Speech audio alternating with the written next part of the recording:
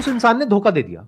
मतलब इसके पीछे क्या है, एक एक्सपेक्टेशन है मेरी कि वो इंसान इस तरीके से एक्ट करना चाहिए था और उसने नहीं किया, कुछ अनफेयर हुआ मेरे साथ में। तो जैसे ये फीलिंग आती है कि मेरे साथ में कुछ अनफेयर हो रहा है, तो गुस्सा आता है हमें, यहां से गुस्से की शुरुआत होती है।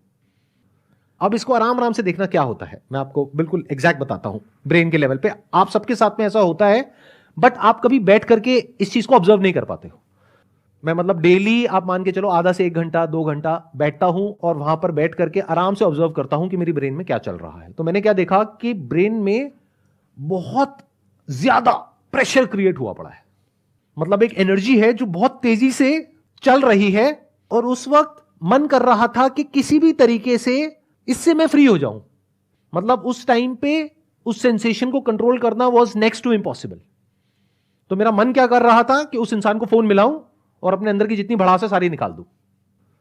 बट मैंने क्या किया, ये करने की बजाय I sat with that sensation और मैंने उसको देखना शुरू किया और मैं देखता रहा नियर अबाउट आधा पौना घंटे तक, और उसके बाद में वो धीरे धीरे डिसॉल्व हो गई। तो क्या होता है कि वो जो प्रेशर बिल्ड होता है ना अंदर, तो वो किसी भी तरीके से बाहर आना चाहता है, और जब वो बाहर आना चाहता है तो वो कई बार होता है कि उस इंसान पे बाहर आ सकता है और कई बार नहीं आ सकता है।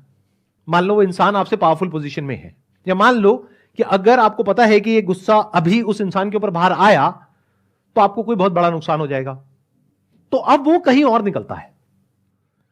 तो मैंने एक चीज यहां पर सीखी कि जब भी कभी इस तरह की एनर्जी अंदर क्रिएट हो, यानी कि गुस्सा आए, अभी एनर्जी इस लेवल तक पहुंची कैसे, शुरू हुई थी बहुत ही छोटे से थॉट से कि कितना घटिया आदमी है।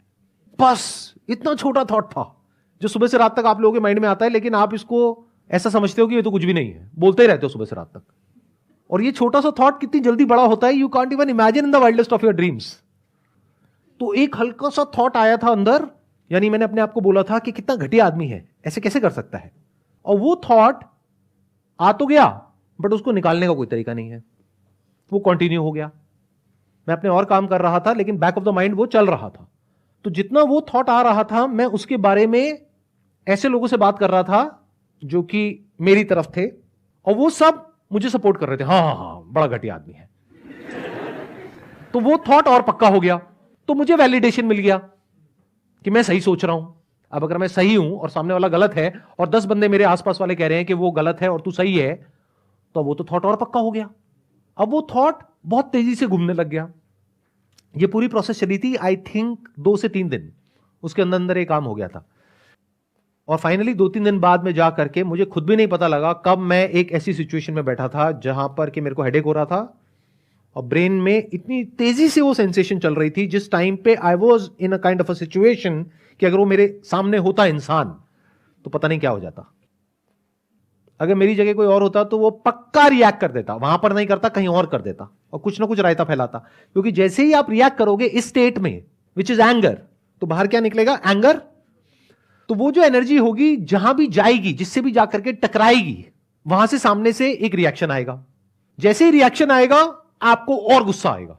यानी उस गुस्से में अगर मैं उस इंसान को मैसेज कर देता कि तू ऐसा कैसे कर सकता है, तू कितना घटिया आदमी है, ये है वो है, कुछ ना कुछ रायता मैं जरूर फैलाता, तो सामने से कुछ ना कुछ रिएक्शन आता, और रिएक्शन आते ही मेरी जो साइकिल है ये और स्ट्रांग हो जाती, गुस्सा और बढ़ जाता, फिर मैं कुछ और बड़े लेवल पर रिएक्ट करता, फिर सामने वाला भी बड़े लेवल पर रिएक्ट करता।